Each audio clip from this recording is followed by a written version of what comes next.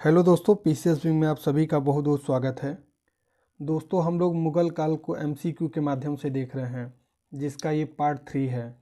इसमें हम लोग पीवाईक्यू और कुछ अन्य नए प्रश्नों को शामिल किए हैं, जो आपकी परीक्षा की दृष्टि से बेहद ही महत्वपूर्ण है। इस सीरीज़ में आप लोगों को पूरे मुगल काल का एक पूरा निचोड़ देखने को मिलेगा, चाहे उसकी अर्थव्यवस्था हो, चाहे उसका प्रशासन हो, चाहे उसका राजनीतिक इतिहास हो। उन सभी डायमेंशन से प्रश्न बनाए गए हैं। आप जब भी एग्ज़ाम में बैठेंगे तो आपको यहीं से आपको क्वेश्चन देखने को मिलेगा। तो चलिए शुरू करते हैं। क्वेश्चन है, मुगल काल में व्यापार एवं वाणिज्य के संदर्भ में निम्नलिखित कथनों पर विचार कीजिए। पहला, मुगल काल में आंतरिक व्यापार अत्यंत विकसित था। दूसरा, यूरोपीय कंपनियों को व्यापारिक रियायतें दी गई थीं। मुगल शासकों ने विदेशी व्यापार पर पूर्ण प्रतिबंध लगाया था। इसमें आपको सही कथन बताना है। देखिए, मुगल काल में आंतरिक व्यापार अत्यंत विकसित अवस्था में था, बिल्कुल सही है। देखिए, सड़क और सराय और सुरक्षा से व्यापार अपने विकसित अवस्था में था, यानी व्यापार के लिए एक अनुकूल दशाएं थीं। इसलिए मुगल काल में आंतरिक व्यापार एक विकसित अवस्था में था। यूरोपीय कंपनियों को व्यापारिक रियायतें दी गई थीं, ये भी सही है। देखिए, फर्रुखसियर और ये जहांगीर द्वारा कुछ रियायतें दी गई थीं और उनको व्यापार की अनुमति दी गई थी, इसलिए दूसरा कथन भी सही है। तीसरा है, मुगल शासकों ने विदेशी व्यापार पर पूर्ण प्रतिबंध लगाया था, ये गलत हो जाएगा। प्रतिबंध नहीं था, लेकिन कुछ नियंत्रण जरूर था, इसलिए ये तीसरा गलत हो जाएगा। इसका राइट आंसर होगा ऑप्शन नंबर बी, 1 और 2। चलिए अगला क्वेश्चन देखते हैं। जहांगीर के शासनकाल के संबंध में निम्नलिखित कथनों पर विचार कीजिए। न्याय व्यवस्था पर विशेष बल दिया गया, ये सही हो जाएगा, क्योंकि जंजीरे अदालत जहांगीर की न्यायप्रियता का प्रतीक है। जो 1615 में सर थॉमस रो के आने से अंग्रेज़ों को व्यापारिक सुविधा भी मिली, अंग्रेज़ों को भारत में व्यापार की अनुमति मिली, ये सही हो जाएगा, क्योंकि जैसा भी हमने बताया कि 1615 में सर थॉमस रो के आने से अंग्रेज़ों को कुछ व्यापारिक सुविधा मिली, इसलिए दूसरा भी सही है। तीसरा है, राजपूतों के वैवाहिक संबंध समाप्त कर दिए गए, ये गलत हो जाएगा। इसका राइट आंसर होगा ऑप्शन नंबर 1 और 2, क्योंकि राजपूत नीति अकबर की तरह ही जारी रही। राजपूतों के साथ जो वैवाहिक संबंध अकबर द्वारा स्थापित किया गया था, उसने जहांगीर ने भी जारी रखा। चलिए अगला क्वेश्चन देखते हैं। मुगल चित्रकला के संबंध में निम्नलिखित कथनों पर विचार कीजिए। फारसी शैली से प्रभावित थी, ये सही हो जाएगा। जहांगीर काल में चरम पर था, ये भी सही हो जाएगा। औरंगजेब द्वारा संरक्षण, ये गलत हो जाएगा। औरंगजेब ने चित्रकला को संरक्षण नहीं दिया था। इस तरह इसका राइट आंसर होगा ऑप्शन नंबर ए, 1 और 2। चलिए अगला क्वेश्चन है। ताजमहल के बारे में असत्य कथन की पहचान करें। शाहजहां द्वारा निर्मित। उस्ताद अहमद लाहौरी मुख्य वास्तुकार थे। लाल बलुआ पत्थर प्रमुख सामग्री थी। इसमें गलत कथन बताना है। पहला सही हो जाएगा, दूसरा भी सही है, तीसरा गलत हो जाएगा। इसमें लाल बलुआ पत्थर नहीं बल्कि सफ़ेद संगमरमर का प्रयोग किया गया है। इस तरह इसका राइट आंसर होगा ऑप्शन नंबर बी। चलिए अगला क्वेश्चन देखते हैं। शेरशाह सूरी के प्रशासन के संबंध में निम्नलिखित कथनों पर विचार कीजिए। उसने भूमि मापन प्रणाली को वैज्ञानिक बनाया, ये सही हो जाएगा, क्योंकि शेरशाह ने ही रैयतवारी जैसी व्यवस्था और मापी गई भूमि और निश्चित लगान आदि जैसे चीज़ों को लागू किया, और इसी को ही कुछ अकबर ने अडॉप्ट किया उसके प्रशासन को। इसलिए दूसरा भी सही हो जाएगा कि प्रशासनिक व्यवस्था ने अकबर को प्रभावित किया, ये भी सही हो जाएगा। उसने मनसबदारी व्यवस्था लागू की, ये गलत है। मनसबदारी व्यवस्था अकबर द्वारा लागू किया गया था। मनसबदारी व्यवस्था अकबर की देन है। इस तरह इसका राइट आंसर होगा ऑप्शन नंबर 1 और 2। चलिए अगला क्वेश्चन है। मुगल प्रशासन में प्रांत सूबा प्रशासन के संदर्भ में निम्नलिखित कथनों पर विचार करें। सूबेदार प्रांत का प्रमुख था, ये सही हो जाएगा। दूसरा, फौजदार केवल राजस्व अधिकारी था, ये गलत हो जाएगा, क्योंकि फौजदार सैन्य और कानून व्यवस्था देखता था, केवल राजस्व नहीं। तीसरा है अमल गुजार राजस्व संग्रह करता था, ये भी सही हो जाएगा।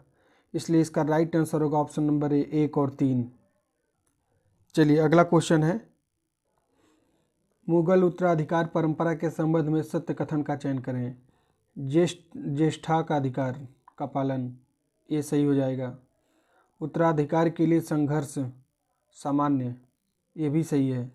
धार्मिक आधार पर उत्तराधिकार, ये गलत हो जाएगा। इस तरह इसका राइट आंसर होगा ऑप्शन नंबर बी, 1 और 2। देखिए मुगलों में तख्त या ताबूत की परंपरा थी, इसलिए संघर्ष जो है ये अनिवार्य था। चलिए अगला क्वेश्चन देखते हैं, मुगल समाज में उलेमा के संबंध में सत्य कथनों का चयन करें। उलेमा धार्मिक वर्ग थे, बिल्कुल सही है। प्रशासन में प्रभावशाली थे, प्रशासन में प्रभावशाली थे, ये भी सही है। सभी शासकों के प्रिय थे, ये गलत हो गया, क्योंकि अकबर ने उलेमाओं की शक्ति को सीमित किया, जबकि औरंगजेब ने इसकी शक्ति को बढ़ाया था। इस तरह तीसरा गलत है। इसका राइट आंसर होगा ऑप्शन नंबर ए, 1 और 2। चलिए अगला क्वेश्चन है, बीबी का मकबरा किसका है। मुमताज़ महल का, औरंगजेब की पत्नी का, जहांआरा का, नूरजहां का। इसका राइट आंसर होगा ऑप्शन नंबर बी, औरंगजेब की पत्नी। देखिए ये मकबरा औरंगजेब की पत्नी दिलरास बानो बेगम का है। दिलरास बानो बेगम, या इन्हीं को राबिया उद दौरानी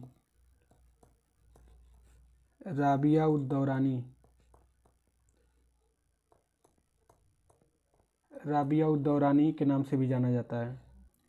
इस बीबी के मकबरे को औरंगजेब ने अपनी पत्नी की याद में बनवाया था। ये औरंगाबाद में है, जिसे अब छत्रपति संभाजी नगर के नाम से जानते हैं। ये बिल्कुल ताजमहल की तरह दिखता है, इसलिए इसे दक्कन का ताज भी कहते हैं। चलिए अगला क्वेश्चन है, मुगल काल में तगावी क्या था। भूमि कर, किसान ऋण, सैनिक कर, व्यापार शुल्क। इसका राइट आंसर होगा ऑप्शन नंबर बी। ये आपात के समय किसानों को राज्य की तरफ से दिया गया ऋण है, तगावी, या कभी तकावी भी कहते हैं इसको। चलिए अगला क्वेश्चन है, औरंगजेब के बाद मुगल पतन के कारणों के संदर्भ में क्या सही है। कमजोर उत्तराधिकारी, जागीर संकट, मराठा शक्ति का उदय। ये तीनों सही हो जाएगा। Option number D right answer है। देखिए लंबे समय तक दक्कन युद्ध और वित्तीय संकट और क्षेत्रीय शक्तियों का निर्णायक होना, जैसे मराठा शक्ति का उदय, इस सब कहीं न कहीं मुगल सत्ता के पतन के कारण बने हैं। इस तरह राइट आंसर होगा ऑप्शन नंबर डी। चलिए अगला क्वेश्चन है, 1739 में दिल्ली पर आक्रमण किया। अहमद शाह अब्दाली ने, नादिर शाह ने, महमूद गजनवी ने, तैमूर ने। इसका राइट आंसर होगा ऑप्शन नंबर बी। देखिए 1739 में नादिर शाह, जो फारस का शासक था, का भारत पर आक्रमण हुआ। मुगल साम्राज्य के लिए ये बहुत विनाशकारी साबित हुआ। ये करनाल के युद्ध, यानी इसे करनाल के युद्ध के नाम से भी जानते हैं, जो 24 फरवरी 1739 को हुआ। मुगल सम्राट उस समय मोहम्मद शाह रंगीला था। उसकी सेना को हराने के साथ साथ जिसने दिल्ली को खूब लूटा, नादिर शाह ने, उसके साथ मयूर सिंहासन, कोहिनूर हीरा सहित बहुत सारे धन लूट के ले गया, और यहाँ उसने मुगल शक्ति को काफ़ी कमज़ोर किया। चलिए अगला क्वेश्चन है, नादिर शाह के आक्रमण के क्या परिणाम हुए। अभी देखिए हमने पीछे बताया है, मयूर सिंहासन लूटा गया, बिल्कुल सही है। मुगल प्रतिष्ठा को गहरा आघात हुआ। मुगल शासन समाप्त हो गया, ये गलत हो जाएगा। मुगल शासन समाप्त नहीं हुआ, बल्कि कमज़ोर जरूर हो गया। इस तरह इसका राइट आंसर होगा ऑप्शन नंबर ए, 1 और 2।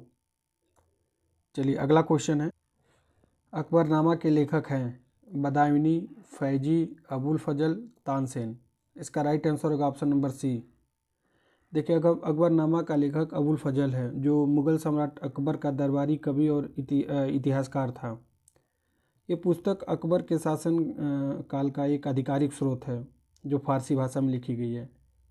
इसके तीसरे खंड को आईने अकबरी के नाम से भी जानते हैं। इस तरह इसका right answer option number C. चलिए अगला क्वेश्चन है, एतमाउद्दौला का मकबरा के संबंध में निम्नलिखित में से कौन सा कथन सत्य है? यह नूरजहां द्वारा बनवाया गया था, ये सही हो जाएगा। यह पूर्ण संगमरमर का प्रथम मकबरा है, बिल्कुल सही है। तीसरा, शाहजहां द्वारा निर्मित, ये गलत हो जाएगा। इस तरह इसका राइट आंसर होगा ऑप्शन नंबर ए। देखिए, नूरजहां ने अपने पिता मिर्जा गयास बेग के मृत्यु के बाद उनकी याद में 1628 ईस्वी में ये मकबरा बनवाया था।